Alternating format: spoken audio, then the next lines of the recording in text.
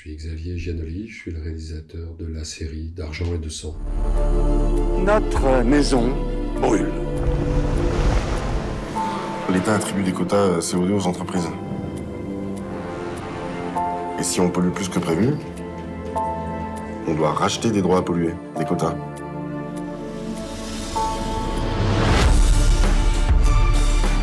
Ils ont mis la TVA sur les quotas carbone. Ils vont détourner la TVA, Thomas.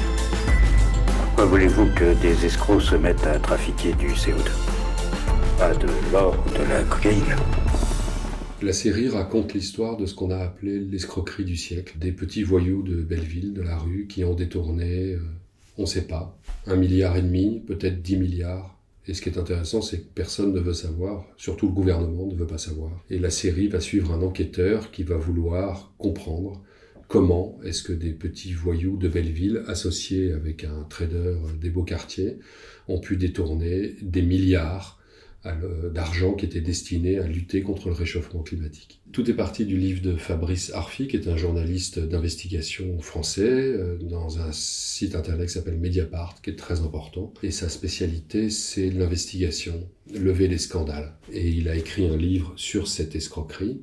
Et en lisant le livre, c'était évident qu'il y avait un matériel romanesque extraordinaire pour faire une série, à la fois parce qu'il y a des caractères très riches et complexes, et en même temps parce qu'il embrasse un certain état du monde. La vraie histoire met en scène des personnages, évidemment, obsédés par l'argent, et qui vont avoir une vie avec des excès totalement délirants, à travers le regard de Vincent Lindon, qui va être cet enquêteur obsessionnel, qui va faire une traque. Et moi, ça m'intéressait, pour ne pas avoir de complaisance avec tout ça, que la série se déroule sous le regard d'un homme qui incarnerait au contraire une forme de rectitude, de souci du bien commun et de la morale, sans être non plus un bigot punitif. Mais je ne voulais surtout pas que la série ait de complaisance avec l'escroquerie, et je ne voulais pas non plus qu'elle soit dans le confort d'une punition qui ne chercherait pas à comprendre comment ça a été possible, et techniquement, et humainement, et politiquement. Ce qui est intéressant avec l'argent, c'est quand il libère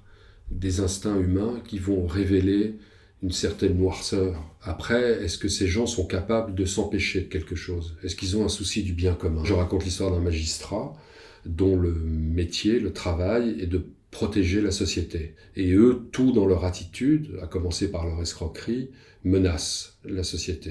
Et il y avait une tension dramatique, dramaturgique, politique, existentielle d'ailleurs, qui est le nerf même de la série. Donc son interrogation, son questionnement, il est d'abord technologique et technique, mais comment est-ce qu'on a pu détourner des milliards au nez à la barbe du ministère de l'économie ? Et en même temps, ça va remuer en lui des questionnements sur l'idée du bien et du mal. À la fois, cette enquête va dans le monde, explore des pays, des personnages, des techniques, et en même temps, elle devient une introspection d'un personnage, lui-même travaillé par une culpabilité intime, parce qu'il n'a pas été capable de s'occuper de sa fille. 2 milliards de fraudes en moins de 3 mois. Elles sont où ces preuves ? Pourquoi on les a pas ? Parce que je suis tout seul. Je suis tout seul.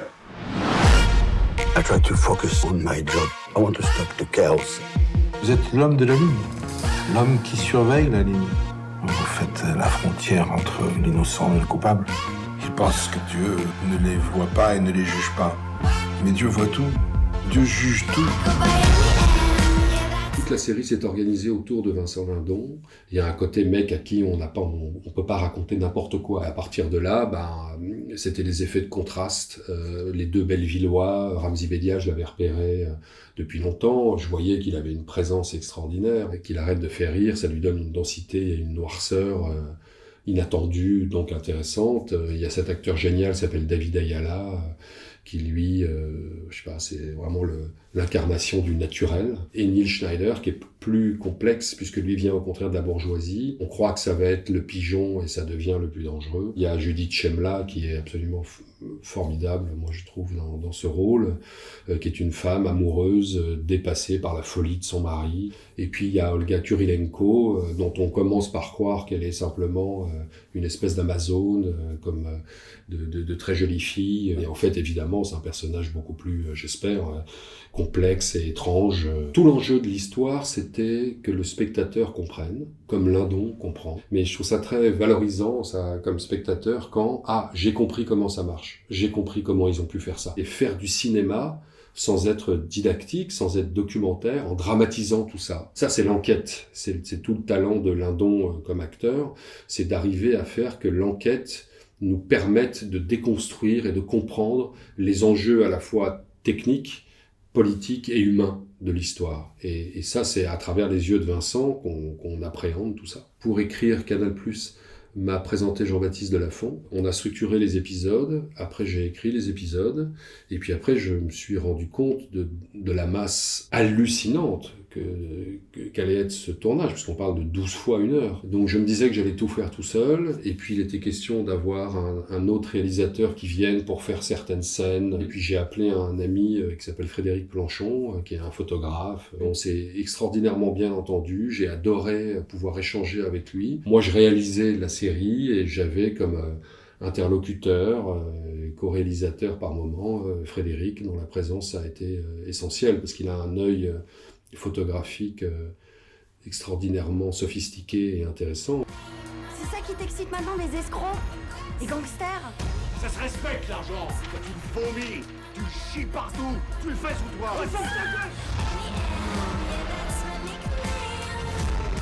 Toujours un peu sexy un flic, non? Matthias was totally screwed.